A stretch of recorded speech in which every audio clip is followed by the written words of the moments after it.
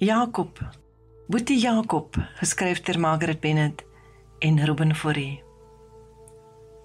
As my ore nie sien nie, en my hartklop se basuine stil raak, stemme in my ore rustig,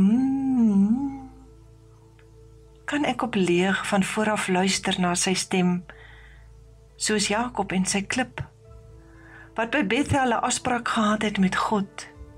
Sekerlik, God is in die plek, ek het dit nie geweet nie. Wie klim op, of wie klim af? Ek moet van my hartstroon af.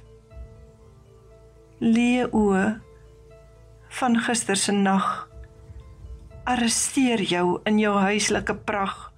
Jakob, word wakker, die hongeres loop in jou akker. Ons gaar op in skure. Jou dwaas, sê hy, dit sal vergaan met vure. Jakob, Boetie Jakob, toe jy opstaan, het jou hart jubelend geklop. Half wat die oog vind wat luister, wie sal hulle lei uit die duister? Jakob, Jakob, die leer het jou hart gestroop.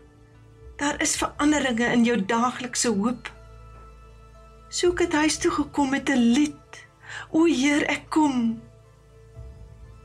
As my ore nie sien nie, en my hart se basuine stil raak, en stemme in my ore rustig,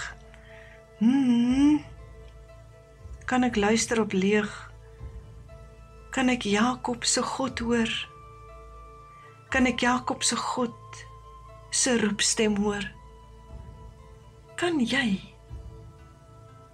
Geskryf deur Margaret Bennett en Ruben Fourie.